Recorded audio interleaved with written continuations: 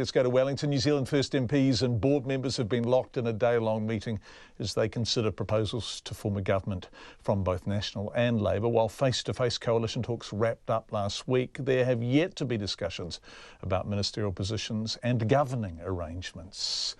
On arriving at Wellington Airport this morning, New Zealand First Leader Winston Peters would not say whether the board would make a final decision today. Our political reporter Sarah Robson joins us from our gallery office. Hi Sarah, what is the latest? Hi John, yes, the New Zealand First Board and Caucus is still locked in that meeting in the New Zealand First Caucus room over in Bowen House.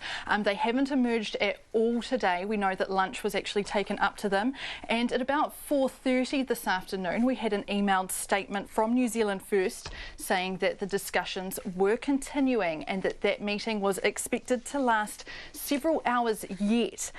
We know that the Board and Caucus are considering those two different proposals from National and Labour, and we're possibly in for a long wait. Winston Peters had indicated late last week that the board members would be booked in overnight in Wellington tonight in case they did run over a few more hours yet.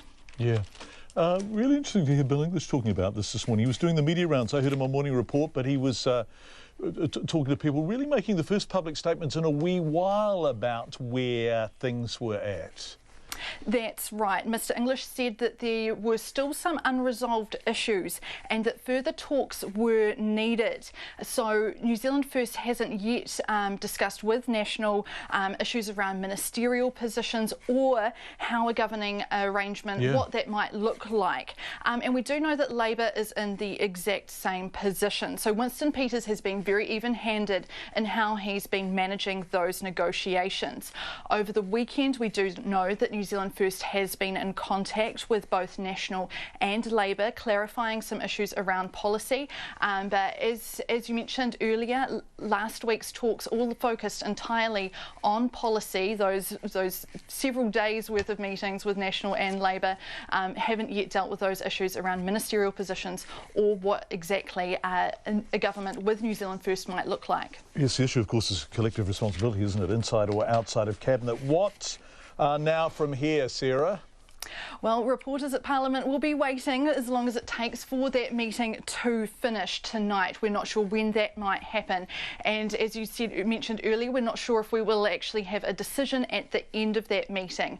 We don't know when any decision from this meeting will be made public. Winston Peters said late last week that that's actually going to depend on which way that decision falls. We do know that National and Labour, both parties, have their officials on standby, ready to meet at a moment's notice in case the decision falls their way, to ratify that and wrap that all up from their end. But Winston Peters has indicated that the New Zealand public will know by the end of this week who will lead the next government. Thank you so much, Sarah Robson. Benedict Collins has just tweeted that they're going to resume their discussions tomorrow morning. The New Zealand First Board is going to resume their discussions tomorrow morning. So that picks up on what Sarah was just saying about the fact that it does seem as this is very much an ongoing process. They're resuming at 9 a.m. Benedict Collins, who is one of Sarah's colleagues in the gallery. Sarah joining us from the gallery office.